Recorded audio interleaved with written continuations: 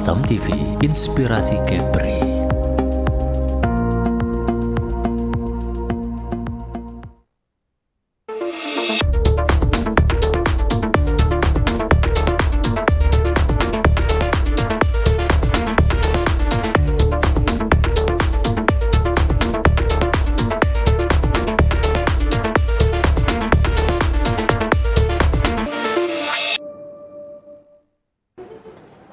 Assalamualaikum warahmatullahi wabarakatuh. Selamat siang, kembali lagi bersama saya Dr. Indrike Cesaria dalam acara Dialog Khusus kerjasama antara Dinas Kesehatan Provinsi Kepulauan Riau dengan Batam TV. Isu kesehatan mental kali ini akan kita angkat karena apa? Terkait adanya isu-isu terkait kesehatan mental yang banyak dibicarakan, adanya bipolar, stres, dan juga gangguan pada anak remaja yang sering kita dengar, yaitu untuk upaya bunuh diri. Sedangkan remaja yang kita harapkan adalah remaja yang sehat, bukan hanya fisik tetapi juga mental. Oleh karena itu siang ini dalam acara Dialog Khusus kita membahas terkait isu yang strategis, yaitu kelola stres, sehat mental, bersama narasumber kita yang luar biasa. Kali ini ada Dr. Vita Deskawati, spesialis kedokteran jiwa. Selamat siang, Dok. Selamat siang, Dr. Gimana Indrike. kabarnya? Selamat siang semua. Alhamdulillah sehat. Silakan, ada yang ingin menyapa di pemirsa Batam TV kita. Ya. Selamat siang sahabat Batam TV semuanya. Salam sejahtera. Semoga di bulan puasa ini kita masih tetap semangat ya, dan masih tetap sehat jiwa dan raga. Oke. Iya, selamat datang Dr. Vita. Nah, kita juga kedatangan narasumber kita yang gak kalah luar biasanya. Ini adalah season kedua, yaitu Bapak Aditya Wirapratomo. Ini saya harus nyontek sebentar Pak, karena panjang sekali gelarnya ya. SPSI, MPSI, psikolog. Selamat siang Pak Adi. Siang, Dokter. Gimana kabarnya nih? Alhamdulillah sehat. Luar biasa ya, Luar jiwa biasa. raga mental sehat Pak? Alhamdulillah sehat. Alhamdulillah, itu yang kita harapkan ya Pak ya. Karena apa, menjelang akhir-akhir ini kita banyak melihat adanya gangguan-gangguan depresi, stres gitu ya. Silakan Pak Adit yang ingin menyapa pemirsa Batam TV. Oke, selamat siang pemirsa Batam TV. Hari ini kita diundang kembali oleh Dr. Indrike di Batam TV, akan membahas terkait dengan pengelolaan stres. Ya, semoga bermanfaat. Terima kasih. Iya, terima kasih Pak Adit dan Dr. Vita. Nah, pemirsa Batam TV, tadi kita bicara tema kita kali ini adalah kelola stres, jaga kesehatan mental. Nah, saya kembali ke Dr. Vita nih. Dr. Vita, apa sih sebetulnya yang dikatakan kesehatan jiwa atau sehat mental itu? Seperti apa, Dr. Vita? Silakan. Oke. Kesehatan jiwa atau kesehatan mental itu, pertama kita kenal dulu mental. Mental itu adalah bagian dari tubuh kita ya, yang selain fisik ya. Terutama mental itu di mana jiwa itu ada di dalam otak kita sebenarnya. Dalam otak kita itu ada mesin otak lah ya, zat-zat kimia otak yang namanya neurotransmitter ya, yang mengatur tentang pikiran, perasaan dan perilaku seseorang. Nah, seperti itu Dr. Indrike. Jadi seseorang selain sehat fisik harus sehat mental juga, perasaannya harus nyaman, harus bisa merasakan bahagia ya, perilakunya harus normal gitu ya, pikirannya juga harus realistis, normal. Itu baru kita katakan bahwa seseorang itu sehat secara sempurna. Artinya dia bukan hanya fisiknya saja yang diperhatikan tapi mentalnya juga. Oke, Gitu. berarti kalau kita berbicara terkait kesehatan jiwa, kesehatan mental manusia, berarti bukan hanya sehat fisik, tapi juga sehat mental. Tadi itu namanya adalah sehat yang secara keseluruhan ya. Betul. Karena biasanya orang hanya melihat sehat itu adalah fisik, secara fisik, tanpa mengetahui namanya mental seperti itu. Nah, ini saya mau tanya lagi nih ke Dr. Vita nih. Kalau tadi terkait kesehatan mental adalah yang dirasakan bukan hanya di luar tapi juga di dalam, yaitu ada namanya neurotransmitter. Nah, untuk neurotransmitter itu yang normal itu yang seperti apa sebetulnya, Dr. Vita? Iya betul, Dr. Indrike. Jadi kalau kita bicara tentang mental, jiwa itu selalu sangat berhubungan dengan biologis tubuh kita, itu neurotransmitter. Itu adalah zat-zat kimia otak yang mengatur pikiran, perasaan dan perilaku seperti serotonin, epinefrin, norepinefrin, dopamin. Nah, itu harus stabil. Nah, ketika seseorang itu neurotransmitternya tidak stabil, jadi ketidakstabilan neurotransmitter, maka akan terjadi gangguan atau dikatakan disorder. gitu. Oke, berarti disorder atau gangguan kesehatan mental itu adanya gangguan terhadap perpindahan antara neurotransmitter tadi ya, Betul, dokter. Dr. Karena masyarakat Indrika. awam, khususnya juga pemirsa Batam TV, taunya kalau sehat yang mental atau ini sakit mental atau sakit jiwa gitu kan, kesannya gimana gitu Iya. orang-orang kan. Jadi apa sih sebetulnya kalau dilihat dari pasien sehat mental kan pada takutan ya, apalagi padahal kita harus ketahui bahwa sehat mental itu gangguan itu sebenarnya adalah disorder, yaitu gangguan transmisi neurotransmitter, bukan yang namanya yang dibilang sakit jiwa gitu ya. Nah, yang kita takutkan malah sekarang anak-anak remaja ya, yang kita ketahui sedang melakukan namanya butuh healing atau apa kita apa namanya Refreshing ya, refreshing ya. refreshing, depresi, stres gitu ya. Sebetulnya keterkaitan antara stres, depresi pada anak muda itu seperti apa sih, Dokter Vita? Oke, Silakan. betul. Tadi memang seseorang dikatakan sehat itu salah satunya adalah dia harus hidup secara produktif gitu ya. Jadi kalau memang dia anak sekolah, dia harus bisa mengikuti kegiatan akademis gitu. Misalnya nilai akademisnya bagus, prestasi belajarnya bagus, itu dikatakan sehat secara sempurna ya, termasuk sehat mental. Jadi dia produktif. Jadi kalau anak-anak sekolah yang memang dia kok akademisnya menurun nih nilainya. Nah, ini harusnya sebagai orang tua atau mungkin lingkungan sekolah harus berpikir, ini anak ini kenapa ya gitu ya. Apakah dia sedang mengalami gangguan cemas atau gangguan depresi? Karena ketika seseorang mengalami gangguan cemas, gangguan depresi atau yang lebih berat dari itu pasti fungsinya akan terganggu karena neurotransmitternya tidak stabil itu tadi. Atau ibaratnya kalau kata orang awam bilangin hormon stres atau hormon kortisol itu meningkat gitu. Jadi oleh sebab itu harus diperbaiki dengan menstabilkan hormon tadi. Oke, salah satunya tadi mungkin kata anak-anak remaja sekarang healing gitu Healing, ya. betul, refreshing ya. Refreshing gitu ya. Iya. Tapi tingkat stresnya sebetulnya anak remaja kan pasti berbeda gitu ya dengan orang-orang yang usianya lebih lanjut atau usia dewasa seperti itu. Nah, kalau dari Dokter Vita sendiri nih, ada nggak sih perbedaan derajat stres gitu, Dok? Perbedaan derajat, tentu pasti ada ya. Tadi yang kita katakan disorder atau gangguan itu selalu ada tingkatannya ringan, sedang, dan berat. Ya, itu bagaimana membedakannya? Biasanya di bidang kita kedokteran gitu ya, pasti ada kriteria diagnosanya lah gitu ya. Mungkin kalau dia masih depresi ringan itu sebenarnya masih bisa self-limited disease, Dok ya. Ibaratnya kalau kita demam ringan, kita minum yang banyak tanpa makan obat demam juga bisa pulih. Nah, depresi ringan kalau tadi kata Dokter Indrika, udahlah saya depresi nih mau healing, mau refreshing, bisa juga pulih ya. Tapi kalau dia udah ke kategori sedang atau berat, itu mungkin harus butuh pertolongan dokter ya, dokter atau psikolog mungkin ya, lebih cepat pulihnya nih kalau kita satu tim gitu ya pengobatannya. Kalau yang tadi kategorinya ringan, sedang, berat, ada berat iya, juga. betul. Kalau berat itu yang seperti apa, Dokter Nah, Vita? sebelum berat pasti ada sedang ya. Iya. Kalau depresi sedang, ini contoh depresi sedang ya, Dok ya, ada namanya diagnosa gangguan depresi ya. Yang kategori sedang itu biasanya dia sering banyak di kalayak umum ini suka mengeluh sakit mah yang nggak sembuh-sembuh gitu ya. Ini kok akademisnya turun ya. Sakit mahnya muncul sejak mungkin nilai rapotnya turun gitu ya. Jadi marahin orang tua mungkin ya, atau lingkungannya agak diskriminasi dari lingkungannya. Nah, atau sakit kepala ya, atau sakit-sakit badan gitu ya. Yang paling sering biasanya pada anak sekolah tuh sakit mah yang nggak sembuh-sembuh. Nanti udah pergi mungkin kalau anak-anak ke dokter anak udah dikasih obat mah gitu ya, kok nggak sembuh-sembuh nih. Nanti biasanya kita terima dari spesialis yang dokter fisik ya, dokter anak itu ini ternyata dia ada suatu kecemasan yang belum tertangani gitu. Kalau Atau yang berat, itu yang berat, sedang, itu yang sedang, benar. Kalau yang kategori beratnya, Ya, Dokter Vita? kalau yang kategori berat ini mungkin udah terjadi bentuk pikiran yang autistik, jadi udah tidak realistik seperti kita ya. Misalnya dia sudah benar-benar menarik diri nih ya, suka mengurung diri di kamar ya, kemudian sampai ada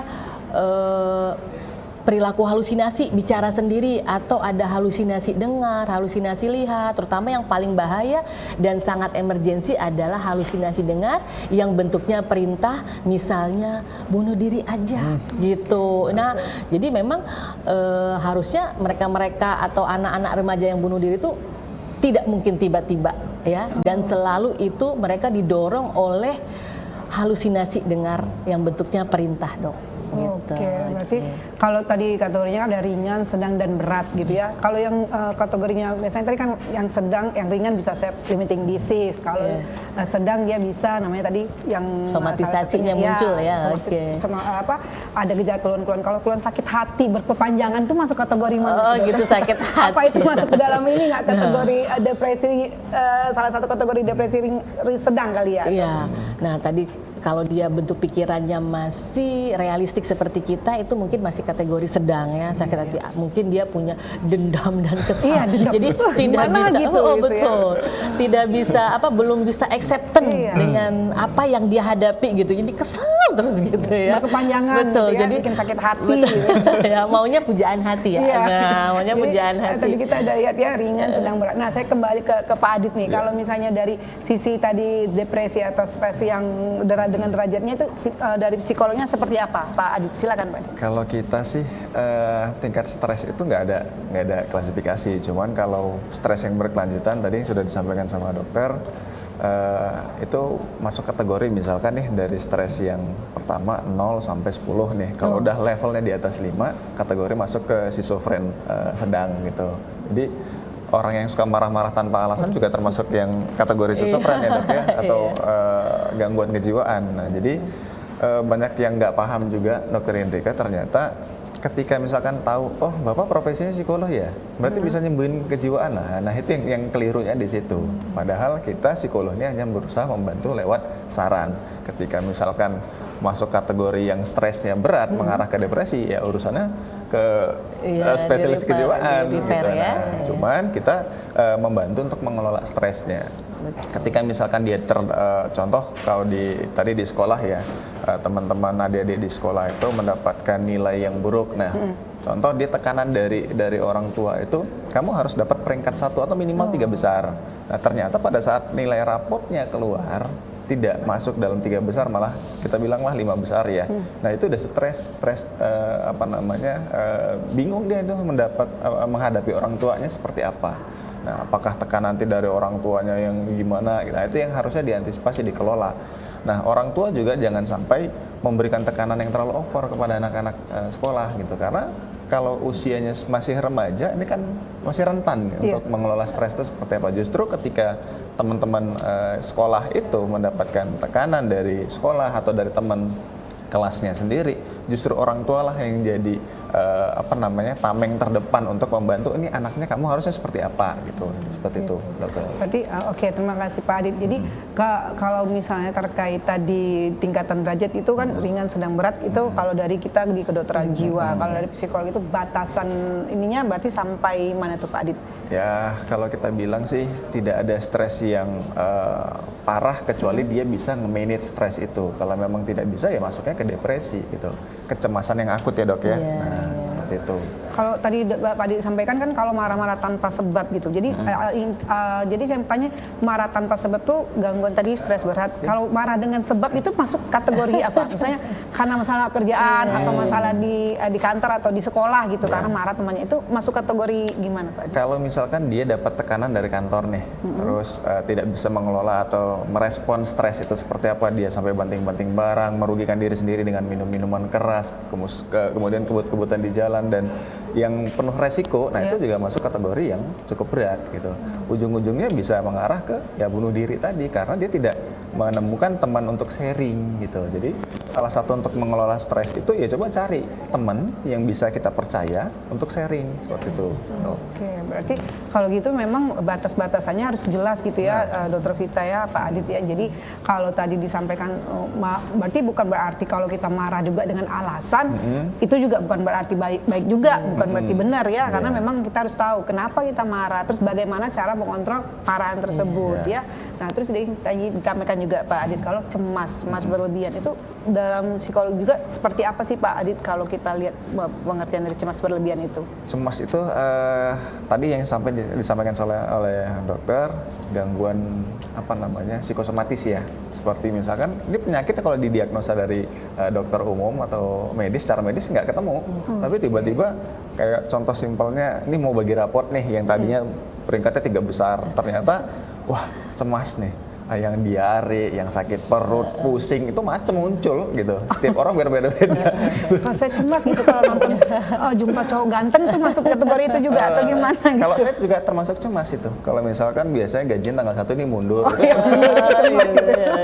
Oke, gitu ya. Berarti itu termasuk dalam kategori ini ya, anxiety atau cemas yang berlebihan ya, Dokter Vita. Nah, saya balik nih ke Dokter Vita. Kalau kita bicara tadi cemas, sebenarnya cemas itu keluhan cemas itu sering pada anak-anak apa pada orang kantor atau orang yang dewasa seperti itu, Dokter Vita? Kita ini cukup harus membedakan juga antara cemas dan gangguan cemas. Nah, tadi kata Dokter Indrike, saya kalau mau ketemu cowok ganteng saya deg-degan. Tapi kan itu tidak berlangsung lama ya, Dok ya. Kalau dokter gitu. kalau yang gantengnya duduk di samping terus itu berlangsung lama gitu ya. Begitu ketemu jadi lagi jadi tenang. Nah, ternyata dia bukan bikin cemas tapi bikin tenang gitu ya. Nah, jadi cemas dan gangguan cemas yang harus diobati adalah gangguan cemas karena tadi kita balik lagi ke definisi sehat, dia harus produktif. Jadi kalau seseorang yang mengalami gangguan cemas, dia tidak bisa produktif. Misalnya anak sekolah gini ya, dia mau ujian, dia mengalami gangguan cemas.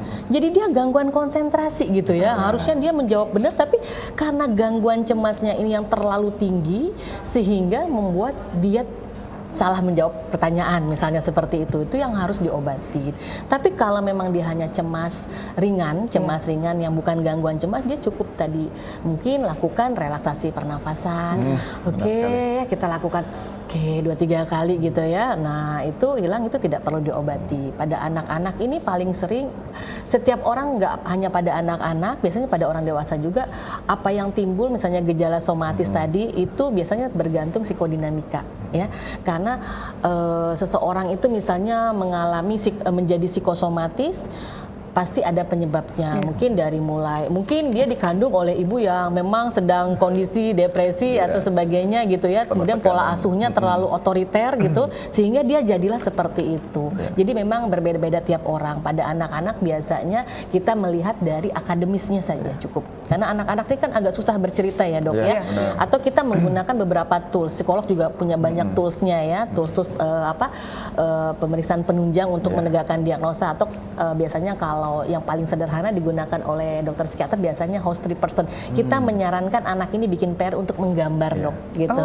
Nanti dari gambarnya kan dia agak susah nih cerita, apalagi kalau yang nganter nih ibunya gitu ya kan. Nanti kalau saya ngomong salah ibu saya marah nih pas pulang gitu. Jadi ada sedikit dia ketakutan dengan orang tua yang mengantarnya. Jadi kita menyarankan dia membuat PR misalnya ya tadi menggunakan host 3 person, nanti kita baca dari hasil gambarnya, termasuk warna-warna dari gambarnya. Nanti kita explore. Nah gitu, kenapa gambarnya hitam semua gini ya? Oh ternyata memang dia suasana perasaannya sedang depresi gitu.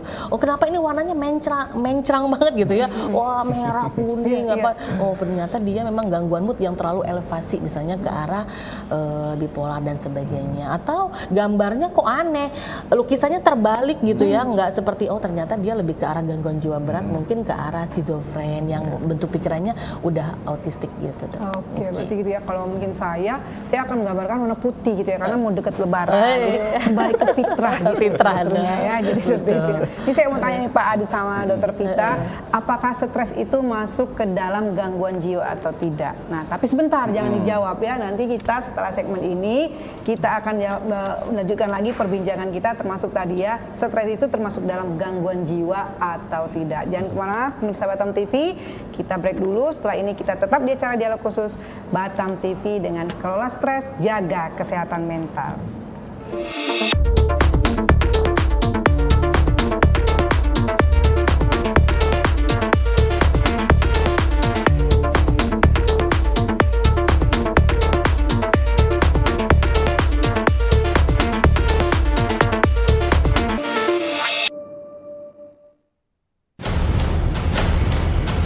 Batam memang belum punya klub yang pro dibilang pro ya. Menurut saya itu baru klub yang semi pro lah saya bilang gitu. Dunia pariwisata di Kepri dari tahun ke tahun akan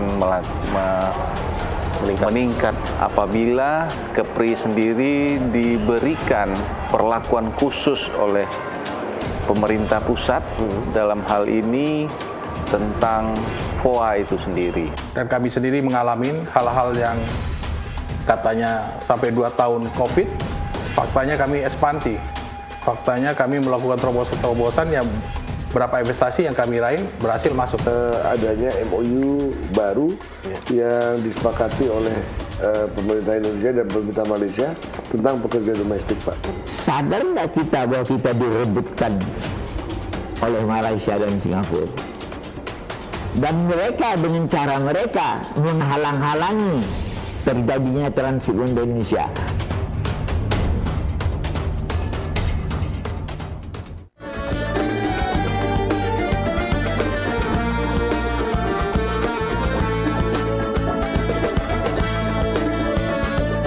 Travelers, saksikan Eksotis Kepri setiap hari pada pukul 3 sore, 8 malam, dan 9 malam waktu Indonesia bagian Barat di Batam TV.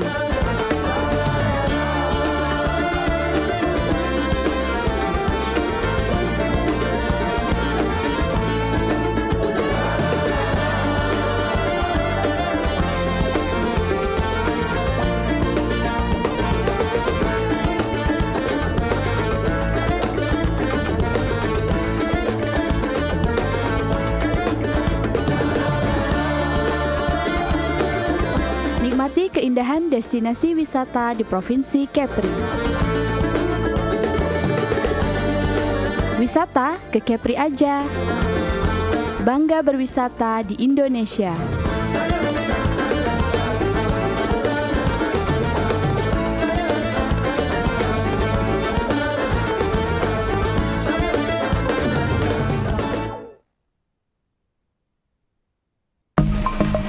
Batam TV, inspirasi Kepri. Halo warga Kepri, kini siaran Batam TV bisa Anda download aplikasinya di Google Play Store dengan ketik JPM Stream di kolom search lalu unduh aplikasinya. Anda bisa menyaksikan program Batam TV.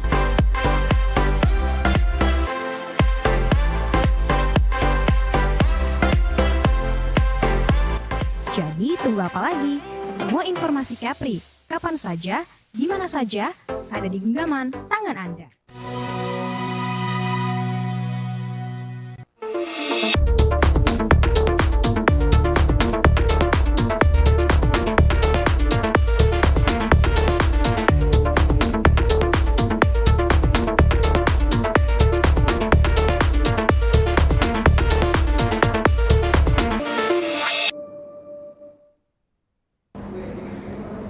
Pemirsa Batam TV, kembali lagi bersama saya Dr. Indrike Sesaria dalam acara Dialog Khusus kerjasama antara Dinas Kesehatan Provinsi Kepulauan Riau dan Batam TV. Kali ini kita mengangkat tema yang luar biasa dengan narasumber kita yang luar biasa, yaitu kelola stres, jaga kesehatan mental. Nah, tadi saya sudah bertanya kepada narasumber kita yang luar biasa, stres itu termasuk gangguan mental jiwa atau tidak? Nah, silakan Pak Adit dulu deh yang jawab. Kalau menurut saya dari sudut pandang psikologi industri organisasi, stres itu tidak terkategori gangguan jiwa, Dok. Hanya saja stres itu ada dua ya, ada stres positif dan stres negatif. Nah, kalau misalkan stres positif itu bisa membantu dirinya untuk tumbuh beradaptasi dengan lingkungan yang ada. Jadi secara mental dia lebih terlatih gitu ketika misalkan menghadapi kasus yang sama gitu. Tetapi kalau misalkan dia tidak bisa mengelola stres dengan baik, ya masuknya stres negatif. Nah, itu kalau misalkan stresnya terus tidak bisa teratasi, dia juga nggak bisa mengeksplor diri, nggak bisa mengelola dengan baik, mencari saran lewat teman-teman atau orang yang bisa dipercaya gitu. Nah, masuk kategori cemas. Nah, tadi yang disampaikan sama Dokter Vita, cemas tadi itu ada cemas dan gangguan cemas. Gitu. Nah, ini yang harus dipilah gitu. Nah, dia masuk kategori yang seperti apa? Tergantung pasien kan beda-beda atau klien ya kita katakan seperti itu. Gitu, Dok. Baik ya, terima kasih Pak Adi. Dari kacamata atau sisi psikologi itu ada dua berarti ya. Cemas itu pertama tidak ya. Pertama stres itu dia tidak masuk dalam kategori gangguan jiwa gitu ya. Bagi lagi kategorinya positif dan negatif. Negatif itu namanya cemas atau gangguan cemas. Nah, kalau dari Dokter Vita, stres itu termasuk dalam gangguan mental jiwaan atau tidak? Oke, memang stres itu bahasa awam, dan apa sih sebenarnya itu stres ya? Stres adalah reaksi seseorang secara fisik dan mental ya dalam menghadapi perubahan lingkungan yang terjadi dan bagaimana dia bisa menyesuaikan atau tidak dengan lingkungan, dengan perubahan tersebut gitu ya. Ya tadi kalau orang stres mungkin sakit mah terus, sakit kepala terus, nyut-nyutan terus gitu ya. Tadi yang dikatakan oleh Pak Adit benar. Jadi ketika kita menghadapi peristiwa kehidupan yang mungkin kurang sesuai harapan kita itu, kita harus bisa menyikapinya ya, kita bisa menyesuaikan. Di situ kita tergantung nih, kita di stres atau stres kan gitu ya. Tadi yang Pak Adit bilang kalau stres yang positif itu mungkin eutres ya, eutres ya, eutres. Kalau yang negatif itu adalah distres. Jadi gimana kalau seseorang sedang stres, yang kalau eutres itu dia semakin dihadapi dengan masalah, dia stres, dia semakin bangkit. Misalnya nih anak-anak dapat nilainya jelek gitu ya, dimarahin bu guru, mungkin dimarahin orang tuanya, oh dia semakin semangat belajar gitu. Nah itu berarti dia menghadapi stres itu dengan eutres gitu, semakin semangat dia belajar, terus dia semakin belajar. Tapi kalau bagi anak-anak atau remaja yang dia menghadapi masalah, oh makin dimarahin, nilainya jelek, oh dia makin udah ngebut-ngebutan, mungkin ugal-ugalan sebagai remaja ya, sampai buku tuh ditutup, disimpan atau dibakar gitu ya, sampai nggak mau belajar gitu ya, atau mungkin kadang anak-anak sampai mungkin lari dari rumah dan sebagainya ya, tindakan kriminal. Itu berarti dia mengalami distres gitu. Nah jadi yang memang yang harus diobati adalah yang distres itu seharusnya, karena fungsinya sudah terganggu. Seperti gitu. itu ya, jadi Iya. bakar sampai membakar ya kan. Iya, Tapi bisa tindakan kriminal. Iya, tapi ada juga yang tidak bakar buku diminum airnya itu nggak masuk kategori stres kali ya. Habis itu diare deh. Iya, diare ya. Itu salah satu bentuk protes aja kali ya, kalau seperti itu. Nah, ini kita tadi udah bahas dari awal ya tentang stres, bagaimana itu masuk dalam gangguan jiwa atau tidak, dari segi psikolognya maupun dari psikiaternya. Saya mau tanya, ada nggak stres itu sebetulnya bisa dicegah atau tidak? Nah, seperti itu. Silakan Pak Adit. Bisa dong. Oh, Ya. bisa. Oke. Gimana tuh Pak Adit cara mencegahnya? Kalau stres itu kan berarti hambatan dia untuk fokus ya. Iya. Nah, caranya sih mudah. Kalau saya sering mengatakan dengan mahasiswa-mahasiswa saya itu, kita coba deh olahraga. Pola hidupnya diatur, mulai dari istirahat, kemudian pola makannya.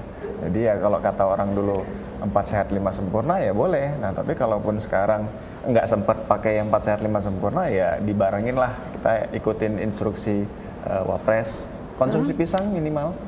Gitu. Pisangnya. Dibanyakin. Pisang itu benar? Bisa mempengaruhi Mungkin itu. masuk ke dalam zat gizi kaliumnya Kalium, kali ya. Nah, kemudian ketika Bener, kalau pisang apa aja terserah. bebas. Oke. Tapi yang asli ya, jangan yang pajangan. Oh itu. iya, iya. yang plastik. yang plastik juga nggak boleh Kalau gitu itu ya. nambah stres, Nggak nah. boleh dikunyah juga stres lah. Oh nggak bisa habis pisangnya gitu ya. Jadi seperti itu. Nah, jadi ketika misalkan dia mendapatkan tekanan tadi seperti yang Dokter Vita sampaikan, yo gimana cara dia mengelola? Contoh misalkan saya nih bekerja di salah satu perusahaan, dapat tekanan dari pimpinan nih, kamu harusnya begini kasih target segala macam. Targetnya tidak tercapai, otomatis kan dia kena teguran atau marah atau bahkan SP seperti itu. Nah, jadi ya jangan mudah patah semangat, kemudian kita perbaiki nih introspeksi diri, gimana sih caranya supaya targetnya itu selesai. Kita coba sharing nih sama senior bahkan atau orang yang dituakan, walaupun tidak mendapatkan solusi, Dok. Dia sudah berhasil mengeluarkan ya isi hatinya, itu secara psikologis bebannya itu bisa turun sampai 80%. Oh, kalau bercerita saja. Iya. Tetapi ketika misalkan saya ini cerita sama Dokter Indrike, Dokter Indrike juga ketika menerima cerita saya itu harus ikhlas, nggak bisa sambil main HP. Oh iya Pak Adit, Iya Pak Adit, silakan Pak Adit. Terus gimana Pak Adit? Besok dia nggak mau cerita itu begitu. Harus fokus pertama ya. Sama halnya seperti anak-anak sekolah. Ketika misalkan dia mendapatkan nilai yang kurang baik, mau cerita nih sama orang tuanya juga harus paham, jangan sampai memberikan tekanan. Wah ternyata nilai matematika anak saya itu 5. Nah, orang tua harusnya menyikapi dengan santai. Udah nggak apa-apa dulu, papa aja cuma 4 gitu kan. Nah besok-besok kamu belajar lagi ya, gitu kan. Besok bisa. Abis itu kan dia, ya nggak apa-apa. Dongkol gitu. Pokoknya di depan anak, easy, gitu ya kan, easy going aja gitu. Seperti itu. Baik. Nah, kalau tambah nih, Dokter Vita, gimana sih sebetulnya cara kita tadi mengelola tadi stres tadi ya. Kan gimana cara mencegahnya yang baik? Nah, seperti Betul, itu. Ya. Jadi bukan keuangan aja ternyata harus dikelola. Iya. Ya. Stres juga harus sangat dikelola ya. Karena soalnya uang aja yang dikelola. Gitu ya. Jadi tadi saya setuju dengan Pak Adit mengatakan bahwa mungkin ventilasi ya tadi cerita. Jadi kalau itu pengaruh support system ya, peer group itu pengaruh banget. Namun tentu kita harus memilah-milih teman bercerita itu memang ya tadi yang kalau kata istilah Pak Adit yang setia. Nah mungkin kalau bisa yang mendengarkan itu cukup dengan penuh empati. Gitu, bisa meraba-rasakan bahwa oh iya, oh gitu, ada eye contact-nya ya dengan empati, merespon dengan empati. Dan mungkin apalagi kalau yang sangat rahasia mungkin harus dengan orang yang sangat bisa dipercaya ya tadi. Oke, boleh dengan lakukan hobi yang diminatin juga ya untuk mengelola stres dengan hobi misalnya dengan bercocok tanam ya, hewan piaraan gitu ya.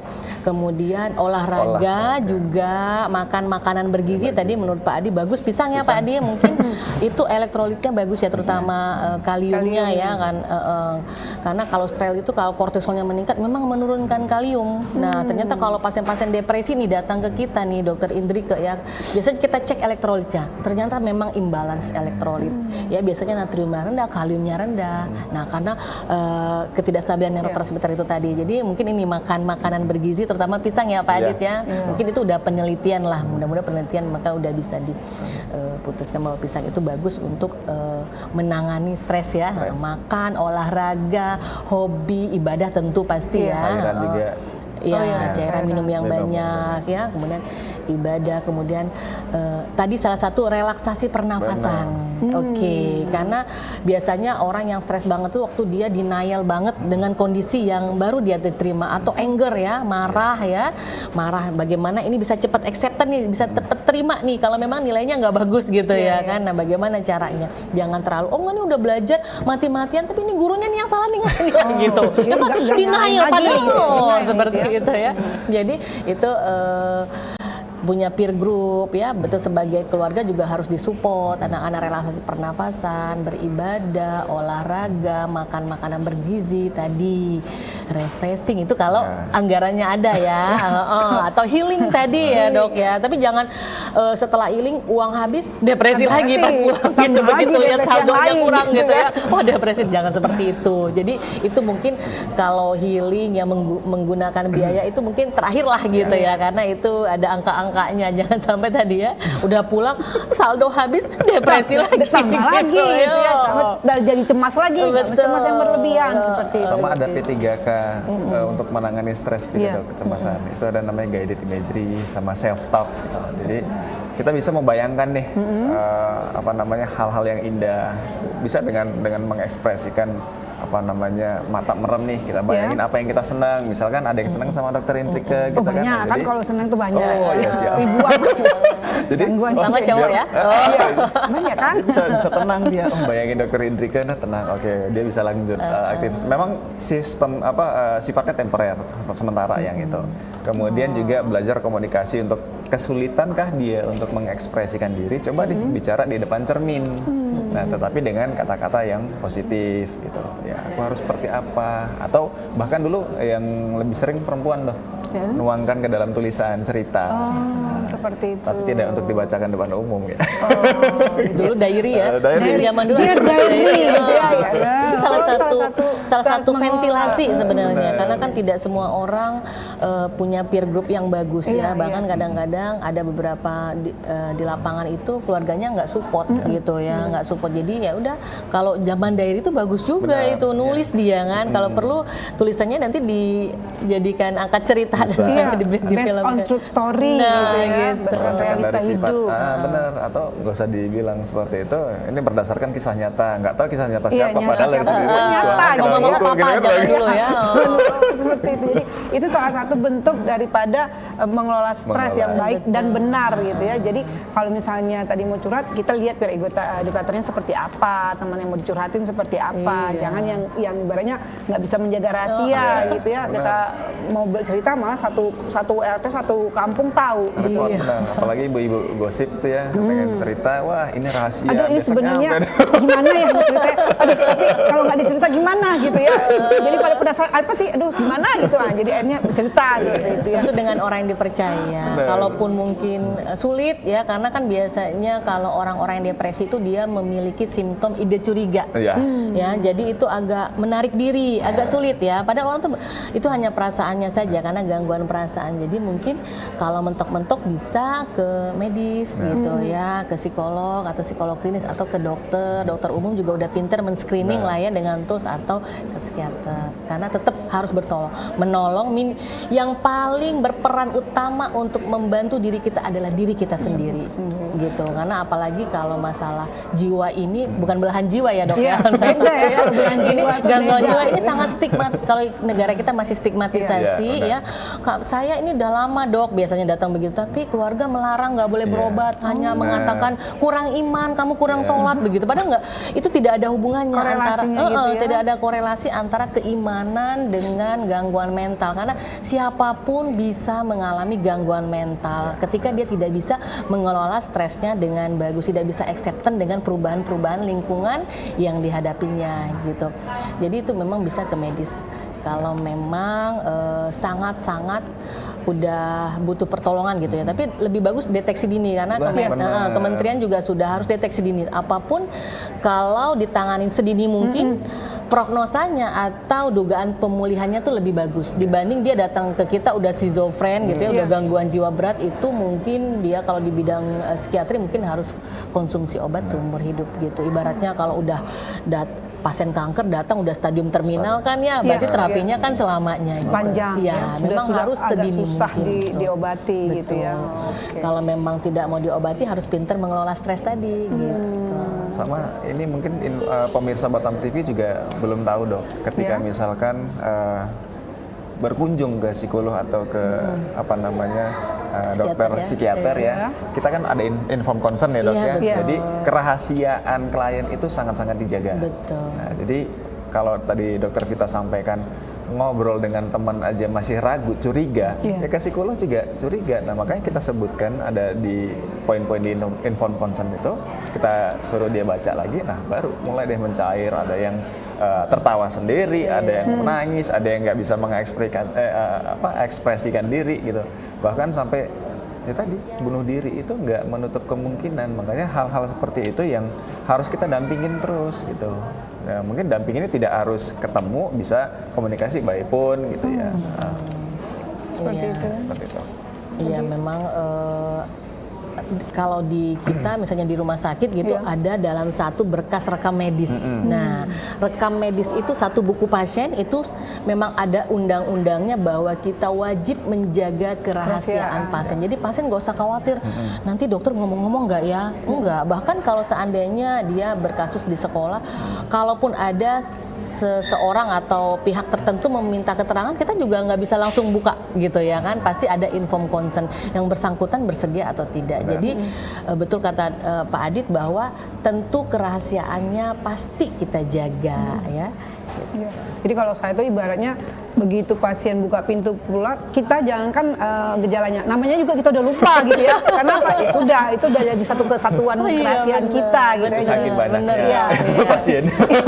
Saking banyak. Tapi memang itu. Jadi kalau jadi ibarat asumsi itu bahwa ini pasien yang mana? Ini loh dok yang baru kita ingatnya berdasarkan gejala, bukan berdasarkan nama ataupun orang fisiknya seperti itu ya. Tapi kalau psikolog sama psikiater harus dituntut, itu harus hafal namanya. Ketika misalkan dia menegur, wah kemarin dok, siapa ya? Besok-besok dia nggak mau lagi, udah nggak percaya jadi itu. Dia tidak trust gitu. Jadi memang keberhasilan suatu pengobatan itu apabila pasiennya trust dengan terapisnya. Dia kalau tidak trust bagaimana? Dia harus cari terapis yang trust. Jadi dia percaya. Tadi kata Pak Adit, kalau dia nggak trust sama Pak Adit, sulit Pak Adit memulihkan. Padahal tekniknya udah sama. Saya gitu. sebetulnya kalau dibilang percaya gitu ya, agak ragu juga sih sama Pak Adit. Tapi Pak Adit pasti punya teknik sendiri dia, ya kan, punya art kepercayaan sendiri. untuk pasien Pak Adit nggak diragukan, tapi kepercayaan yang lain gitu ya. Jangan sama saya kepercayaan yang lain. Iya, maksudnya kepercayaan yang lain itu nggak boleh juga gitu ya. Kita percaya sama satu Tuhan gitu ya. Oke, baik nih Dokter Vita dan Pak Adit, ini saya mau tanya. Kalau ke Pak Adit deh, kalau tadi kan kita bicara kalau tentang remaja, bagaimana cara mengelola stres. Nah, kalau di tempat kerja itu seperti apa sih Pak Adit sebetulnya? Kalau di kita kan, kalau Pak Adit kan untuk spesialisasinya human resources gitu. Nah, bentuk screening awal untuk para pekerja itu seperti apa sebetulnya? bisa kelihatan, misalkan gini deh, di dalam satu divisi atau di dalam satu unit itu kan ada divisi masing-masing ini dong. Nah, contoh misalkan dulu waktu saya di satu ruangan itu kita ada divisi keuangan, ada divisi personalia, ada divisi payroll gitu. Nah, saya menciptakan semua ini kita rotasi jabatan minimal seminggu sekali. Nah, ketika teman-teman yang satu udah mulai wajahnya senyumnya susah gitu, udah kening yang berkerutan di kening yang bertambah gitu ya. Coba kita apalagi kalau divisi keuangan gitu ya. Rolling, cuman memang ada proses training di awal itu kan agak susah ya, agak lambat makan waktu. Nah, misalkan saya harus menghafal tugasnya Dr. Indrike sebagai host contohnya. Jadi ketika misalkan teman kita ada yang berhalangan hadir, sakit kah atau apa, jadi kita bisa mengisi. Nah, besok-besok dia ketika kita juga mengalami hal yang serupa, ada kendala untuk hadir, dia bisa mengisi. Nah, jadi sistematis di lingkungan kerja itu aman gitu. Nah, ketika misalkan ada masalah tekanan yang kita tidak melakukan itu, baiknya memang kita coba deh ketemu langsung tatap muka, sharing nih. Sifatnya bukan ngajak ribut ya, tapi sharing. Kita tanyakan kembali salahnya saya itu di mana sih sebenarnya gitu. Tapi lebih bagus lagi kita undang dia sambil makan gitu. Jadi suasana ketika manusia ini udah kenyang, pikiran itu kan agak sedikit slow ya dok ya, gitu. Jadi bisa ngobrol nyamannya di situ. Gitu. Itu yang saya terapkan sih seperti itu. Oke, jadi seperti itu bentuknya adalah tadi ya untuk mengganti suasana. Benar. Ya. Nah seperti itu. Kalau Dokter Vita sendiri dok, kalau saran dari psikiater kita seperti apa sih dok kalau di tempat kerja untuk mengolah stres itu? Apakah ada terus tadi pemeriksaan itu screening awal atau pakai tahap waktunya kah? Seperti apa gitu dok? Yang bagus dan yang benar deh seperti itu. Iya, memang orang pasti kalau kamu stres, enggak, pasti dia stres enggak, cuma stres berat aja. Kalau stres enggak, stres berat. Tapi kadang ini udah dapat surat dari pimpinannya nih. Ini anak ini kerjanya tadi ya fungsinya udah terganggu. Kok dia ngerjain pekerjaan tuh salah-salah gitu ya, atau dia nggak seperti biasanya seperti awal-awal masuk gitu ya. Biasanya kita menggunakan tools. Jadi dari tools itu kita akan terbaca grafiknya gitu ya. Oh ternyata dia ke arah gangguan cemas, dia ke arah gangguan depresi, atau bahkan ada juga yang sampai gangguan jiwa berat biasanya. Nah kalau di tempat kerja biasanya tuh penilaian dari teman-teman atau pimpinannya seperti itu. Jadi kita untuk men-screeningnya, karena dia pasti denial ya, pasti nggak ngaku nih saya ini stres gitu, pasti nggak akan pernah ngaku itu. Jadi kita menggunakan tools dok ya, beberapa pemeriksaan penunjang berbentuk pertanyaan. Nanti dari situ baru kita explore bagaimana perasaannya. Nanti kan ada pertanyaan-pertanyaan, kita explore dari pertanyaan-pertanyaan. Oke. Jadi tadi tanyakan terkait screening awal gitu Dokter Vita dan Pak Adit.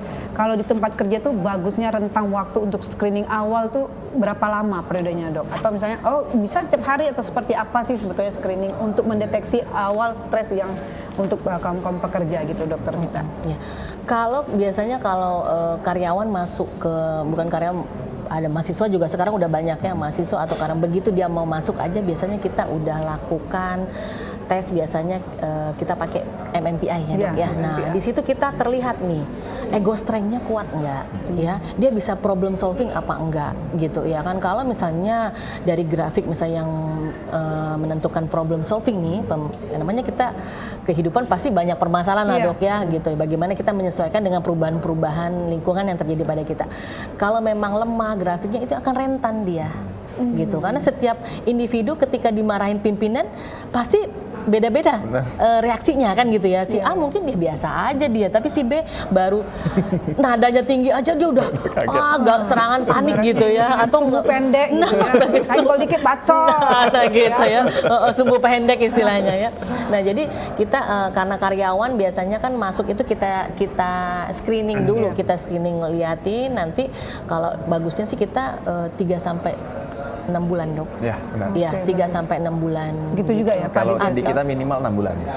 Iya. Bulan. Jadi benar tuh tadi yang disampaikan sama Dokter Vita. Tapi kalau di Dokter Vita tadi pakai MMPI, kalau kita itu MMPI untuk aspek leadership yang levelnya eselon kedua itu. Jadi kalau kita minimal yang menggunakan Papikostik. Nah di situ banyak bisa, toolsnya kalau psikolognya dok ya. Kalau tools di industri itu banyak dok. Jadi di situ bisa melihat aspek dia sosialnya seperti apa, teamworknya, temperamennya, kemudian ada gaya kerjanya gitu kan. Nah itu bisa kelihatan loh grafiknya nanti. Nah, jadi ketika misalkan dari awal, sekarang kan kalau orang mau masuk kerja itu kan ada tes psikotes ya, Iya. nah, kan pasti disimpan tuh sama HR-nya. Nah itu kita lihat perbandingan dari yang pertama dengan yang sekarang itu seperti apa. Ketika misalkan sudah kita coaching lah ya, tidak ada perubahan ya, baru nanti kita rumahkan dulu. Mungkin dia butuh cuti nih gitu, ya udah cuti dulu deh, liburan ya, seperti yang tadi dibahas ya dok. Refreshing ya, Refreshing. Tapi jangan kata dokter kita kan di rumah healingnya aja. lihat juga kalau nggak sesuai dengan budget jadi Nggak sesuai budget, depresi. jadi depresi. Nggak perlu yang mahal-mahal dok. Contoh misalkan kita bawa keluarga ya, atau masih pacaran, udah masak aja di rumah. Di healingnya Barelang di kan rumah. banyak pantai tuh. Bawa ke sana ya. Bentang tikar, ya kan makan di situ. Tapi bukan di jembatannya, tapi pas saldo berkurang kita terjun gitu. Harus dipikirkan juga nih bensin ke sana dok. Iya, ke sana. benar. Iya. Tapi minimal kalau untuk bensin bisa lah ya. Oh, iya. Pantai-pantai yang dekat aja, Yang jangan penting sampai jembatan kreatif lah ya, Ah, kreatif dia. gitu. Bagaimana Jangan- healing yang budgetnya minim. Benar. Nah, gitu. Atau Jangan yang bikin- harus keluar negeri, nggak usah. Ya, nggak ada bikin ini spanduk yang backdropnya pantai tempel di halaman rumah kan, dia bisa juga tabur-tabur pasir ya, intinya seperti itu kan. Bagaimana mengelola stres dengan yang sesuai tadi Iya. kita. Iya. Niatnya healing yang positif ya kan, dengan cara minimalis itu bisa itu. Iya, minimal kan pakai backdrop gitu ya. Jadi kan seperti apa? Iya. Kayak di pantai. Nanti kan seperti diposting pantai. di sosmed kan banyak Di mana? komentar, oh bagus ya gitu. Bagus ya, pantainya di mana? Deket rumah. Nah, itu menimbulkan happy kan gitu kalau dipuji sama netizen kan Iya. gitu. Oke, gitu ya. Jadi baik. Nah, Jadi salah satu orang butuh perhatian kan seperti itu. Dok. Iya benar. Banyak dia posting, nunggu komenan nih, atau minimal like deh. Kalau Udah like seneng ya? udah seneng gitu. Jadi kita berusaha kalau mau amal dengan cara instan ya gitu aja, tinggal like aja udah selesai kan, nggak dapat terserah apa. abis itu mau di komen apa malah nggak Iya. gitu juga terserah, pokoknya dia bahagia aja lah gitu. Pokoknya kita harus senang lihat orang bahagia seperti itu ya. Dan bahagia itu simple sih sebenarnya ya, nggak harus menggunakan biaya yang besar, jalan-jalan ke Eropa dan sebagainya, di rumah juga bisa. Tadi ya printkan backdrop. Iya, benar. Good idea tuh dok ya. Itu cara dokter Indrika tuh bisa juga itu, boleh. Gitu ya. Baik, ini sekarang saya tanya nih ke Dokter Vita dan Pak Adit. Kan tadi ya di awal-awal kita bicara terkait kesehatan mental, yaitu masih tabu di masyarakat kita membicarakan mengenai kesehatan mental. Nah, kesehatan mental itu sendiri atau depresi itu merupakan penyakit turunan atau tidak. Nah, tapi kita akan bahas lagi setelah break yang satu ini. Nah, pemirsa Batam TV tetap di sini, dialog khusus kita kali ini, jangan kemana-mana. Setelah break ini kita akan bahas stres itu, penyakit mental itu diturunkan atau penyakit turunan nggak sih? Tetap di dialog khusus Batam TV bersama saya.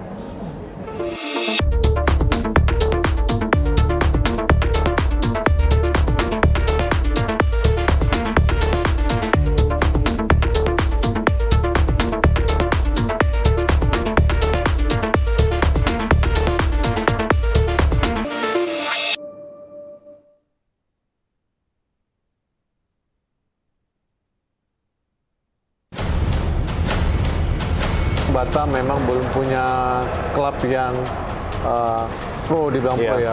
Menurut saya itu baru klub yang semi pro lah saya bilang gitu. Dunia pariwisata di Kepri dari tahun ke tahun akan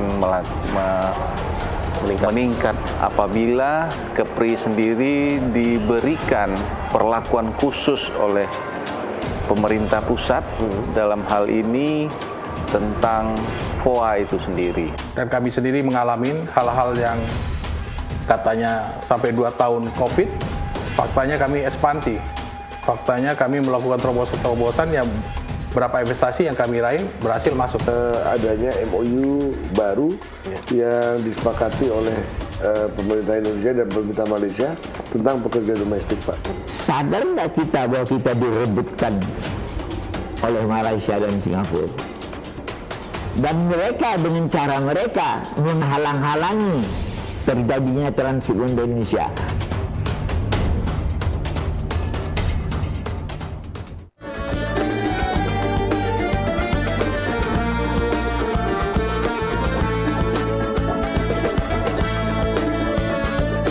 Travelers, saksikan Eksotis Kepri setiap hari pada pukul 3 sore, 8 malam, dan 9 malam waktu Indonesia bagian Barat di Batam TV.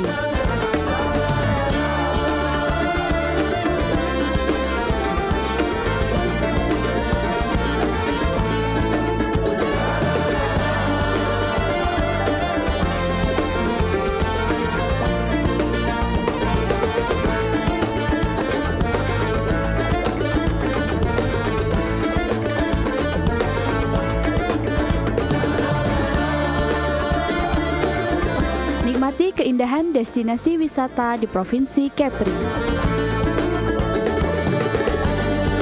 Wisata ke Kepri aja. Bangga berwisata di Indonesia.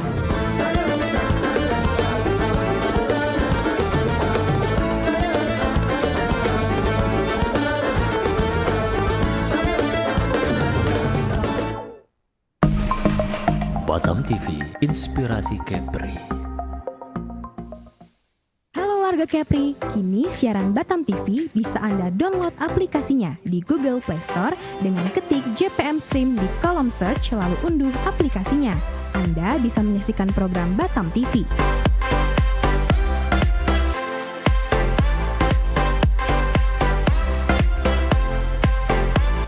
Jadi tunggu apa lagi? Semua informasi Kepri, kapan saja, di mana saja, ada di genggaman tangan Anda.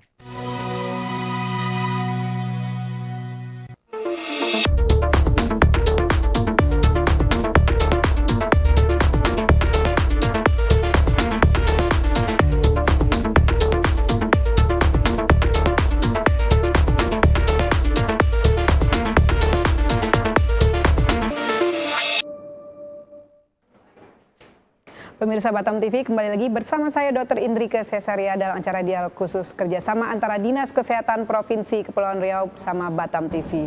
Tadi kita sudah membahas terkait tema kita yaitu kelola stres, jaga kesehatan mental.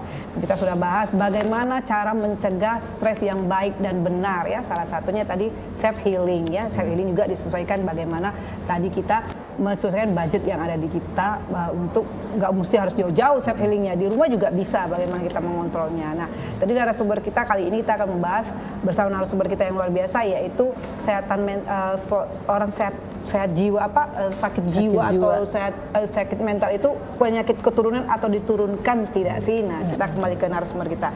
Silakan mungkin Pak Adit dulu yang menjawab. Oke, boleh. Nah, jadi tadi seperti yang kita bahas itu, kalau dari segi sudut pandang psikolog itu tergantung dari role modelnya.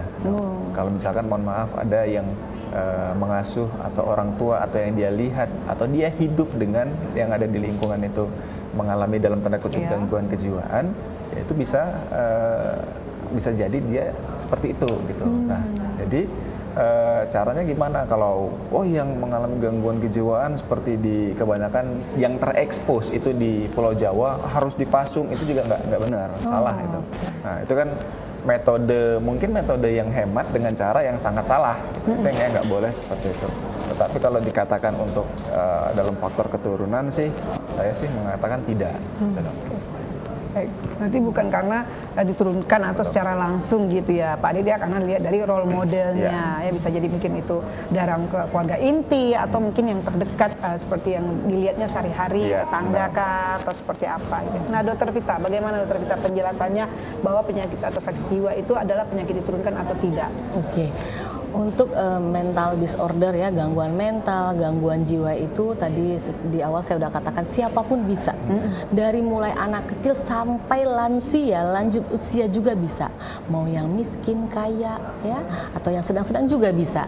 Jadi disebabkan oleh apa? Kalau di ilmu kedokteran itu penyebabnya adalah biopsikososial, kultur, spiritual. Misalnya biologinya genetik pasti ada ya, genetiknya itu tergantung berapa persen, tapi dia tidak murni dari turunan gitu loh ya. Kalau memang pola asuhnya bagus tadi seperti yang dikatakan oleh Pak Adit ya, dia diasuh dengan orang yang bagus, cara asuhnya tidak terlalu otoriter gitu ya, misalnya gitu ya, itu dia tidak akan muncul gitu ya. Atau dia agamanya juga bagus ya, kehidupan lingkungan sosialnya juga bagus, tadi role model yang mengasuhnya gitu ya, itu bagus-bagus, dia juga akan tertirukan kan gitu ya. Kemudian cara dia dari kecil udah diajar dengan problem solving, penyelesaian masalah kan. Dulu banyak tuh mainan anak-anak yang macam-macam ya dok ya, puzzle begitu kan, itu kita udah bisa melihat kan dari kecil anak-anak ini, oh ternyata dia memang berbakat bisa gitu. Jadi kalau 100% turunan itu memang tidak ya, tapi itu bisa.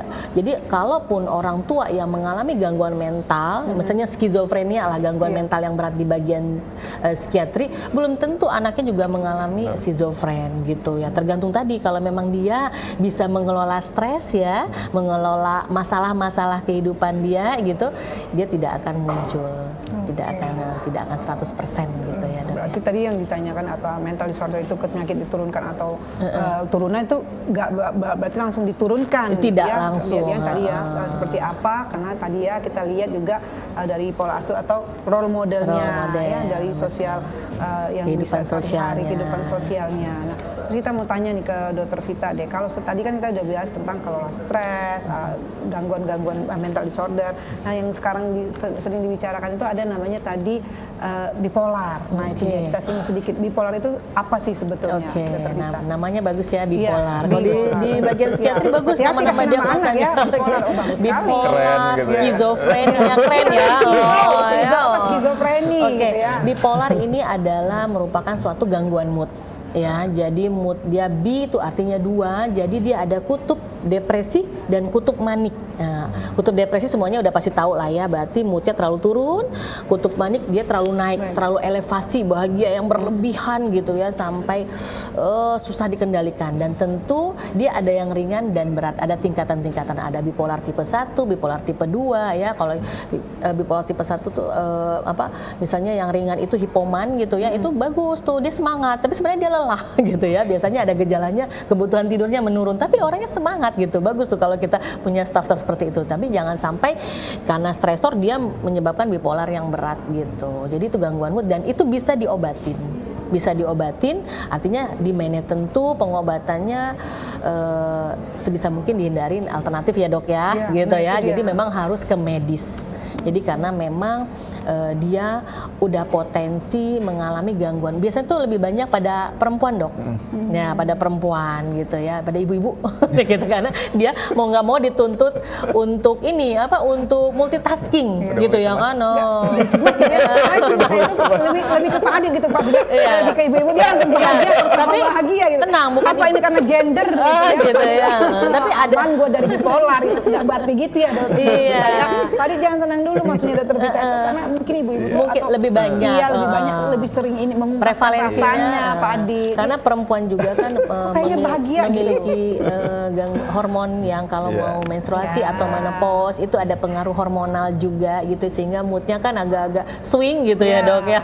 Tiba-tiba meningkat pantang aja tersindir, wah gitu ya.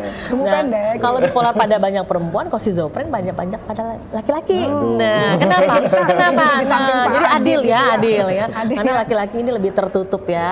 Nah, gitu. Kalau perempuan kan apa-apa cerita gitu, biasanya ventilasi. Gimana tuh, Dok, kita lihat schizofren apa dari tampilan fisik seperti ini, misalnya suka memakai pakaian yang satu warna atau gitu, sendiri, seperti apa gitu, Dokter Vita, kalau kita lihat dari schizofren kenapa sering pada laki-laki?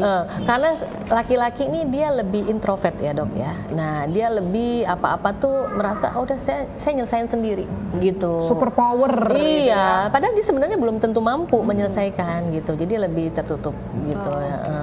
Dia lebih. Terus nih kita mau bahas dikit nih, kalau misalnya tadi mental disorder biasanya orang di lingkungan kita sering mengatakan bahwa ini adalah penyakit kiriman. Nah, penyakit kiriman.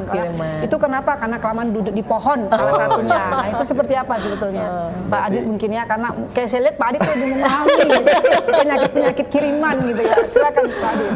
Penyakit kiriman apa nih? Faktor dari ekspedisi atau lewat ekspedisi ya? Kiriman yang tidak tampak gitu. Okay. Nah, seperti itu. Nah, kalau dari sudut pandang psikologi kita nggak percaya yang begitu, kita nggak meyakini. Jadi kalau misalkan ada yang menganggap seperti itu, ya kita kasih penjelasan, kita edukasi kalau hal seperti itu tidak benar gitu. Nah, cuman saja masih banyak yang seperti itu. Jadi kita tanyain faktor keluarga ya. Biasanya orang yang meyakini seperti itu, apakah temannya, pasangannya, atau bahkan keluarganya, pasti ada yang suka kebiasaannya mencari yang bisa mengirim-ngirim tadi itu siapa. Nah, ekspedisi yang mana biasa gitu ekspedisi, kan. Nah, jadi dia mau nggak mau percaya. Dinai gitu ya, Dokter Vita ya. Padahal kalau kita kembalikan dari tadi yang Dokter Vita sampaikan, dari aspek religinya juga harus dibangun ya. Kan tidak ada sih dari sudut pandang agama manapun yang membenarkan atau mengakui adanya kiriman yang tadi itu gitu. Baik, kalau Dokter Vita silakan menambahkan, Dokter Vita. Kiriman mungkin bahasa awam tuh diguna-guna. Nah, itu dia. Ya itu sering bahasa pasien seperti itu. Itu saya setuju 100%. tidak setuju itu penyakit diguna-guna gitu ya. Bahkan katanya ada yang massal juga itu tidak. Tidak ya, setelah kita mengadakan penelitian itu tidak.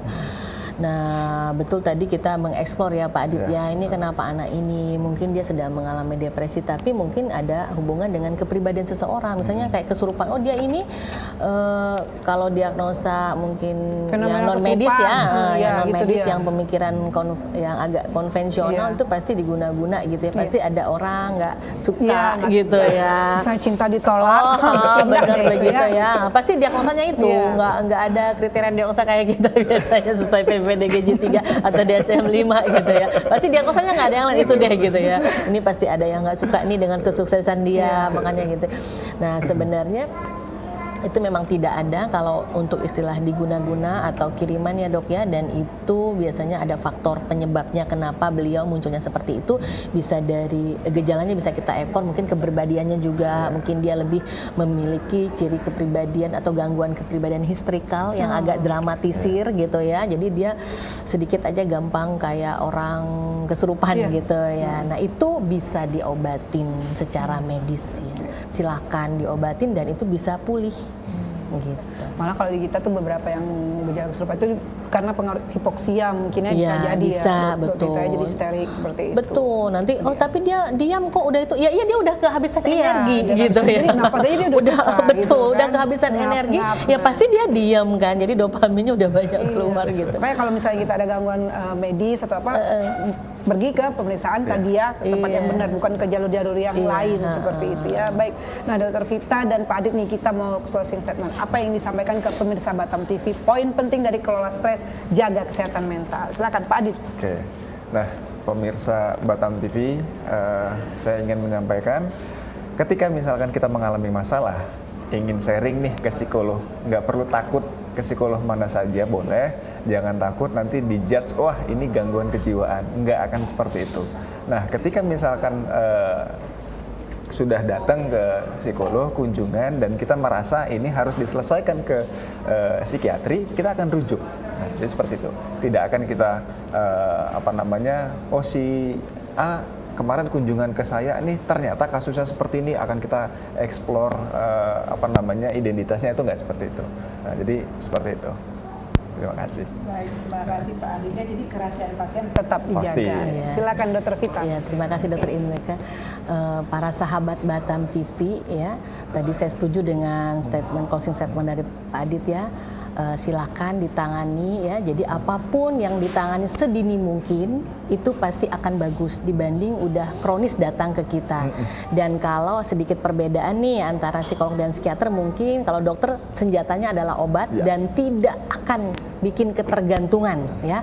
Jadi dokter itu haram membuat pasien ketergantungan. Tapi memang kalau kasus penyakitnya itu kronis, tentu proses pemulihannya lebih lama. Jadi disesuaikan gitu. Jadi kalau datang ke psikiater nih obatnya lama-lama makin sedikit nih. Tapi kalau datang ke mungkin yang menyalahgunakan obat psikiater nih makin naik gitu ya.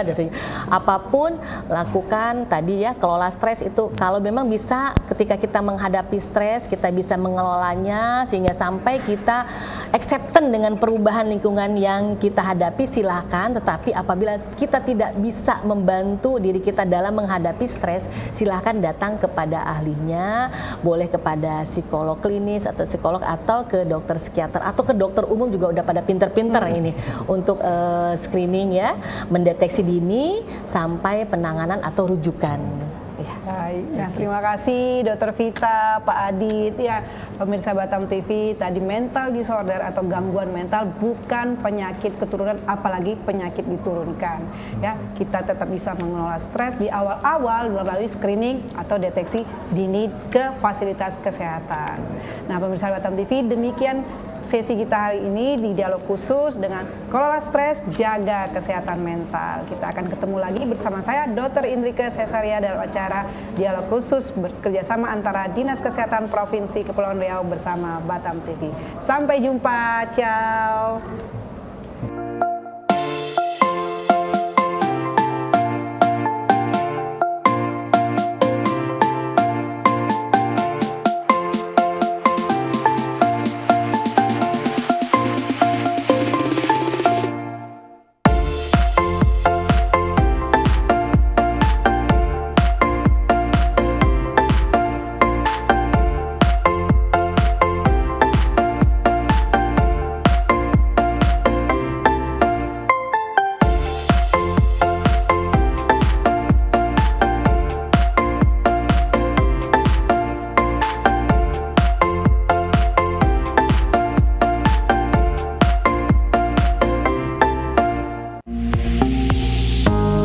Batam TV, Inspirasi Kepri.